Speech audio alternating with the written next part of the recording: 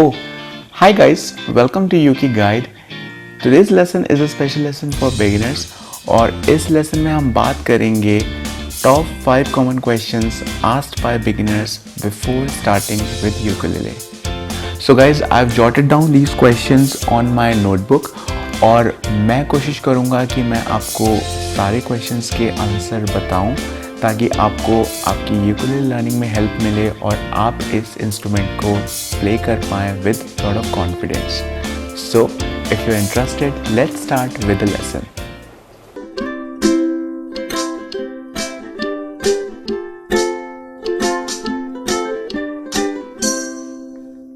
So guys, let's start with our first question, and this question is why uke, and would I be able to play this instrument? Is it same as guitar? So guys, to answer this question I would like to ask you कि do you find this instrument interesting for you? अगर इस question का जवाब हाँ है then yes, you can play this instrument and believe me, it's a fun instrument. आपको बहुत मज़ा आने वाला है जब आप इस इंस्ट्रूमेंट को यूज़ करोगे in order to play songs. आप अपने फ्रेंड्स के सामने इस इंस्ट्रूमेंट को प्ले करोगे, अपने स्कूल में अपने कॉलेज में इस इंस्ट्रूमेंट को प्ले करोगे. यू विल सी रिजल्ट्स, आपको बहुत ज़्यादा अप्रिशिएशन मिलेगी, आपको लोग देखेंगे. So yes, this is a fun instrument. लेकिन हाँ, अगर आप यूक में इंटरेस्टेड नहीं है, अगर आपको लगता है कि ये इंस्ट्रूमेंट आपके लिए नहीं है, तो I would recommend you that you should go to other area of your interest. And yes, if you are a guitar player it gives you some advantage, क्योंकि बहुत सारी चीज़ें होती हैं, बहुत सारे ऐसे कंसेप्ट्स हैं that helps you in playing your यूक.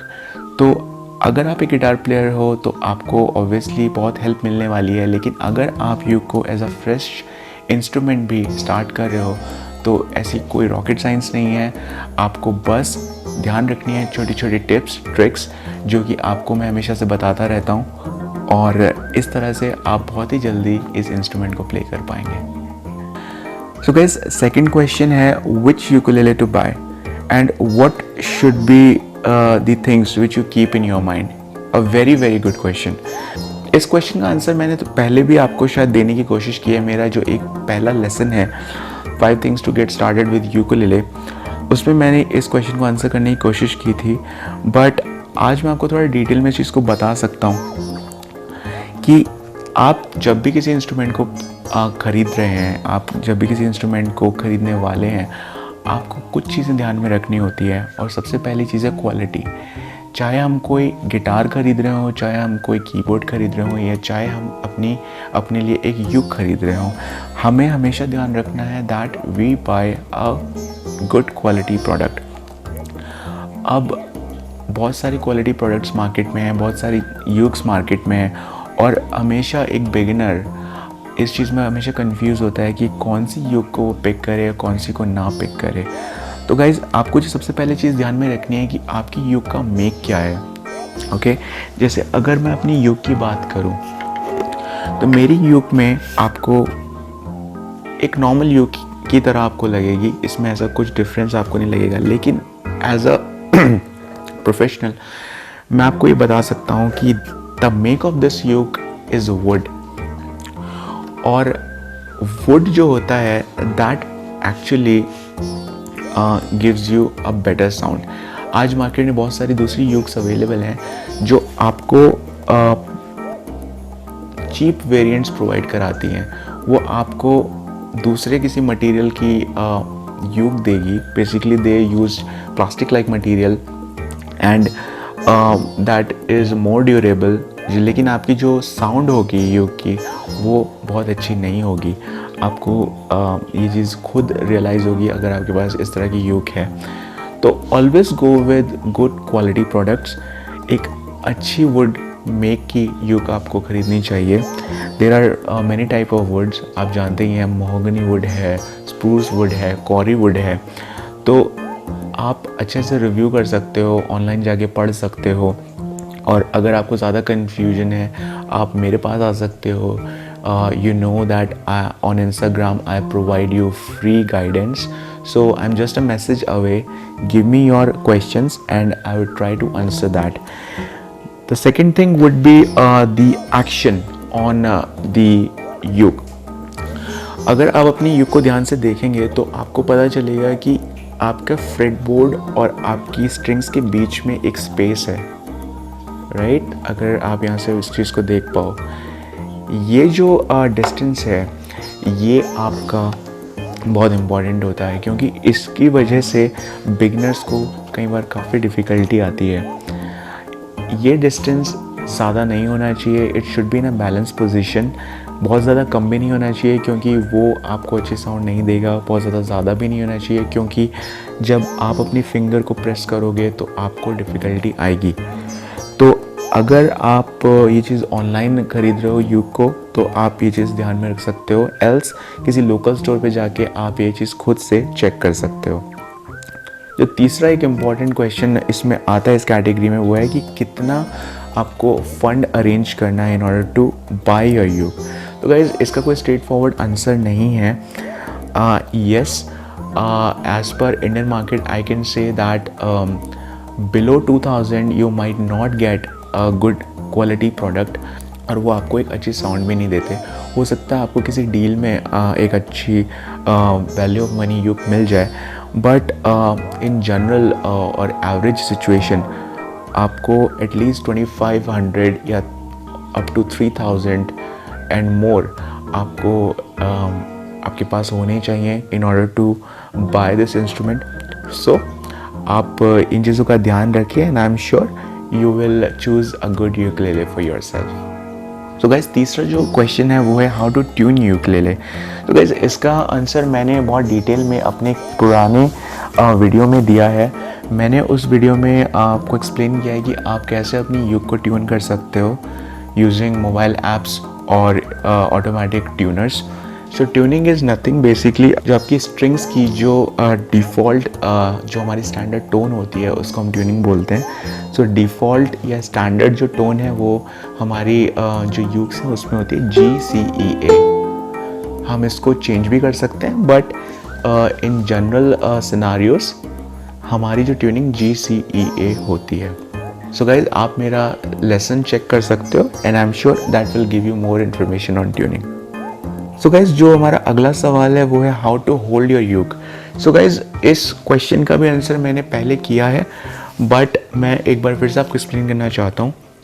Ukulele को आप दो तरह से होल्ड कर सकते हैं, इधर you can use it in this position और you can keep it here and then you can play it. Mostly आप इस पोजीशन में युक को स्टैंडिंग पोजीशन में आप होल्ड करते हो। आपको अपने इस हाथ से अपनी युक को होल्ड करे रहना होता है और राइट हैंड से you can keep on playing your chords. अगर आप इस पोजीशन में युक को होल्ड करते हो तो ऑब्वियसली आपको थोड़ा बेनिफिट मिलता है, क्योंकि ये इस पोजीशन में ज़्यादा स्टेबल रहती है और आपको अपने शोल्डर्स को और अपने हाथ को फ्री करने का मौका मिलता है। तो आपको हमेशा ध्यान रखना है कि you carry your uke in right posture, क्योंकि अगर पोस्चर सही नहीं होगा तो आप उसको प्ले नहीं कर पाओगे। So guys next question and our final question is what is capo. And indeed this is one of the most common questions asked by all of you, क्योंकि मुझे लगता है मैं अपने बहुत सारे लेसन्स में आपको बताता हूँ कि yes you can use a capo, but what is capo and what is the logic behind it, ये मैंने शायद अभी तक आपको एक्सप्लेन नहीं किया है। तो guys capo is basically a device. ये आपको हेल्प करता है कि आप अपने इंस्ट्रूमेंट की पिच को बढ़ा सकते हो, और आप अगर चाहते हो कि आपका जो स्केल है, कोई भी आप कॉर्ड जो प्ले कर रहे हो, अगर आपको लगता है कि वो आपकी वॉइस के हिसाब से लो है, तो आप कैपो का यूज़ कर सकते हो। कैपो को आप प्लेस कर सकते हो किसी भी फ्रेट पे, चाहे वो हो फ्रेट 1 और फ्रेट 2, और आप ये चेक कर सकते हो कि क्या फ्रेट 2 पे वो जो कॉर्ड कॉम्बिनेशन है, वो जो कॉर्ड प्रोग्रेशन है, वो आपके लिए सुटेबल है। ऐसा हो सकता है कि जो प्रोग्रेशन मेरे लिए सुटेबल है वो शायद आपके लिए सुटेबल ना हो, क्योंकि हो सकता है आप मेरे से हायर रेंज पर गाते हो, आप मेरे से ज़्यादा ऊंची पिच पर गाते हो। तो इसीलिए आपको कैपो का इस्तेमाल करना आना चाहिए। अगर आप अपनी कॉर्ड प्रोग्रेशन को चेंज किए बिना अपने सॉन्ग्स की पिच को बढ़ाना चाहते हैं तो you can use the capo. तो ये तो है बेसिक डिस्क्रिप्शन। अब हम इसको कैसे इस्तेमाल कर सकते हैं, उसके लिए आपको स्टार्ट करना होगा अपने इंस्ट्रूमेंट पे विदाउट कैपो। सो गाइज, इस चीज़ को टेस्ट करने के लिए आपको सबसे पहले स्टार्ट करना है फ्रॉम द स्क्रैच। आप सबसे पहले देखिए कि आप विदाउट कैपो क्या उस स्केल पर पहुंच पा रहे हैं। तो लेट्स से हमारे कोई भी मैं लेसन की बात करता हूँ, जैसे मैंने एक टाइगर जिंदा है का गाना है कच्ची डोरियों, उसमें मैंने कैपो यूज़ नहीं किया है। तो अगर लेट्स से अगर आप वो गाना प्ले करना चाहते हैं तो आप कैसे करेंगे। अगर मैं बिना कैपो के उस सॉन्ग को बजाता हूँ तो ऐसा साउंड होगा, कच्ची डोरियों डोरियों डोरियों से मैनू तू बांध ले। राइट नाउ ये स्केल हो सकता है मेरे लिए सुटेबल है, बट आपके लिए शायद ना हो, आपको ये लो लगे, तो आप कैपो का इस्तेमाल कर सकते हो। और लेट्स से आप इसको फ्रेट 2 पे होल्ड करते हो। अब जब मैंने इसको फ्रेट 2 पर प्लेस किया है तो बेसिकली मेरा जो अब फ्रेट 1 है वो स्टार्ट होता है मेरे फ्रेट 3 से, जो कि पहले मेरा फ्रेट 3 था वो मेरा फ्रेट 1 बन गया है। तो फ्रेट 1 2 3 और हमारा जो कॉर्ड सी है वो स्टार्ट होता है fret 3 first string. So now this is my chord C. और अब मैं स्टार्ट करता हूँ ये सॉन्ग इस पिच पे, कच्ची डोरियों डोरियों डोरियों से मैनू तू बांध ले। ओके, तो ये स्केल भी मेरे लिए सूटेबल है, बट जैसे जैसे मैं इसको हाई करता जाऊंगा एक पोजीशन एक पॉइंट ऐसा आएगा जब ये स्केल मेरे लिए सूटेबल नहीं रहेगा। तो आपको ये आइडेंटिफाई करना है कि कौन सा जो स्केल है वो आपके लिए सूटेबल है, और फिर आपको कैपो का यूज़ करना है अपने युग पे।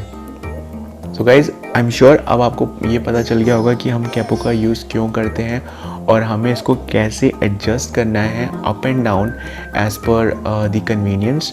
मेरे बहुत सारे लेसन्स में मैंने कैपो का यूज़ किया है, बट काफ़ी सारे ऐसे लेसन हैं जिसमें कैपो का यूज़ नहीं करना पड़ता है। आप चाहें तो कैपो का यूज़ कर सकते हैं, अगर आप नहीं चाहते हैं तो आपको एक रिलेटिव की मिल जाती है, एक दूसरी की में आप उस सॉन्ग को प्ले कर सकते हो, तो आपके कंप्लीट कॉर्ड्स बदल जाते हैं। तो अगर if you are ready to change chords, then yes, there is no need to use capo, but in case you want to use the same chords, then capo is very helpful for you.